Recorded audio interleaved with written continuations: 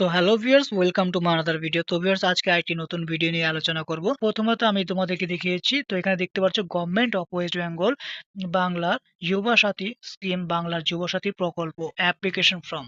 তো এখানে প্রথমে দেখতে পাচ্ছ to be fill in English capital letter only, অর্থাৎ ইংরেজি বড় হাতের অক্ষরে পূরণ করতে হবে এই ফর্মটি। আর তার সাথে এখানে টিকমার্ক করে দিতে হবে অবশ্যই, ঠিক আছে।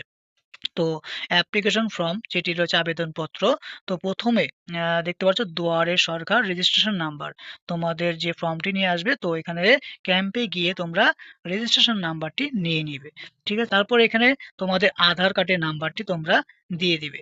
অ্যাডমিট কার্ডের যে নামের বানানটি আছে বা সেটি এখানে বড় হাতের দিতে হবে।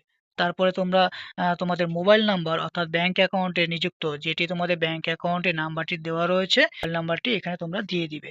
তারপর যদি যদি তোমাদের ইমেল আইডি থাকে তাহলে তোমরা এখানে ইমেল আইডিটি দিতে পারো, কোনো অসুবিধা নেই।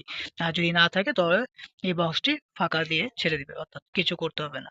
তারপর তোমাদের এখান থেকে তোমাদের জেন্ডারটি সিলেক্ট করতে হবে। তোমরা যদি পুরুষ হয়ে থাকো তাহলে পুরুষ, আর মহিলা যদি হয়ে থাকো মহিলা, ঠিক আছে। এখানে যে অপশনটি রয়েছে এখানে ডেট অফ বার্থ, তো তোমাদের জন্ম তারিখটি তোমরা এখানে দিয়ে দিবে।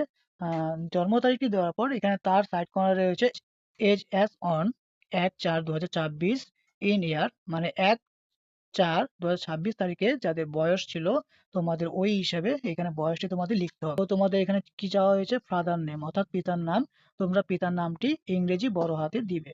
তারপর এখানে লেখা রয়েছে মাদার নেম, মায়ের নামও সেম ইংরেজি বড় হাতে লিখে দিবে। তারপর তোমরা যদি বিবাহিত হয়ে থাকো তাহলে বিবাহিত পুরুষ বা মহিলা দুটোই স্বামীর স্ত্রীর নাম লিখতে পারো, বড় হাতে দিতে হবে কিন্তু। এখানে এসসি হয়ে থাকো তাহলে এসসি সিলেক্ট করে দিবে, এখানে টিক মার্ক করে দিবে, ঠিক আছে। কলম দিয়ে এখানে রাইট চিহ্ন করে দিবে, যেহেতু বক্স নেই তাহলে তোমাদেরকে কি করতে হবে, যে তপশিলি জাতি হয়ে থাকো তপশিলি মাথায় একটি টিক মার্ক করে দিবে। আর যদি এসটি হয়ে থাকো তো সেই ক্ষেত্রে তোমরা টিক মার্ক করে দিবে, রাইট চিহ্ন করে দিবে, ঠিক আছে। তারপরে তোমাদের যদি সার্টিফিকেট থাকে তাহলে সার্টিফিকেট নাম্বারটি এখানে দিয়ে দিবে। আর এখানে তারপরে যে অপশনটি রয়েছে, তো এখানে আনম্যারিড আর ম্যারিড রয়েছে, তোমরা এখান থেকে সিলেক্ট করে নিবে তোমাদের যেটি আছে বর্তমানে। তারপরে এখানে দেখতে পাচ্ছ কন্ট্যাক্ট ডিটেলস, তো কন্ট্যাক্ট ডিটেলসে প্রথমে হাউস নাম্বার অর্থাৎ বাড়ির যে প্রাঙ্গণের নাম্বারটি রয়েছে সেটি তোমাদেরকে দিতে হবে, ঠিক আছে। আর যদি না থাকে তাহলে এটি ছেড়ে দিবে, কোনো ব্যাপার না। আর এখানে ভিলেজ টাউন অর্থাৎ তোমাদের গ্রাম বা শহর নাগরিক যেটি রয়েছে সেটি তোমাদের ইংরেজি বড় হাতে দিতে হবে।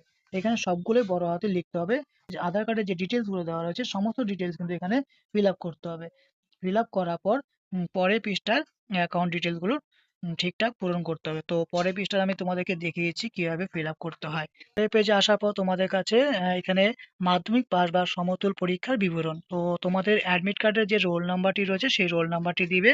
তারপরে এখানে সংখ্যাটি রয়েছে 4 ডিজিটের সংখ্যা যেটি রয়েছে সেটি তোমরা এখানে ফিল আপ করে দিবে।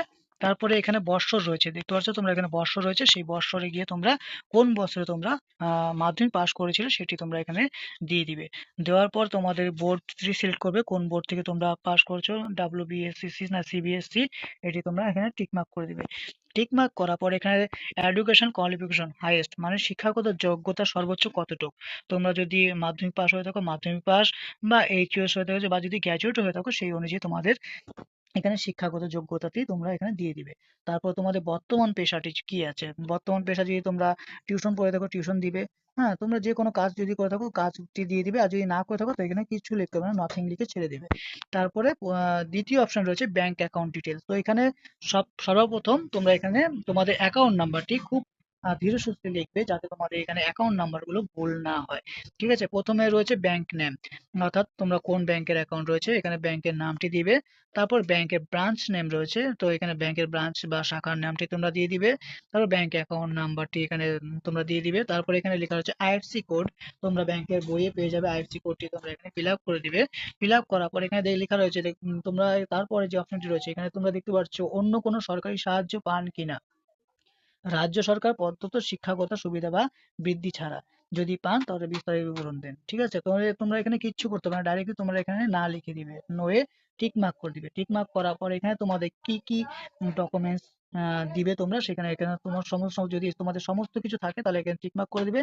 তো কি কি চাই এখানে, কি কি লাগবে বলতে গেলে এখানে দেখতে পাচ্ছ মাধ্যমিক, মাধ্যমিক অ্যাডমিট কার্ড, তারপরে মাধ্যমিকের মার্কশিট, সার্টিফিকেট, এডুকেশন কোয়ালিফিকেশনের, তারপরে আধার কার্ডের কপি, তারপরে ভোটার কার্ডের কপি, তারপর ফার্স্ট পেজ মানে ব্যাংক অ্যাকাউন্টের প্রথম বইয়ের যে পেজটি রয়েছে সেটি তোমরা জেরক্স করে দিবে।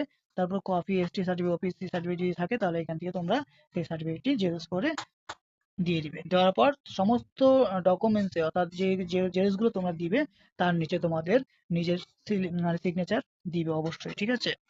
তারপর এখানে সেলফ ডিক্লারেশন যে ঘোষণাটি রয়েছে যা অলরেডি সাবমিট করা রয়েছে, এখানে তোমরা ডেটটি দিয়ে দিবে যে ডেটে তোমরা ফর্মটি জমা করবে। তারপর এখানে লেখা রয়েছে সিগনেচার অফ অ্যাপ্লিকেশন, আবেদনকারীর স্বাক্ষর। পর এখানে তোমাদের কিচ্ছু করতে হবে না, ডাইরেক্ট তোমরা জমা দিয়ে দিবে।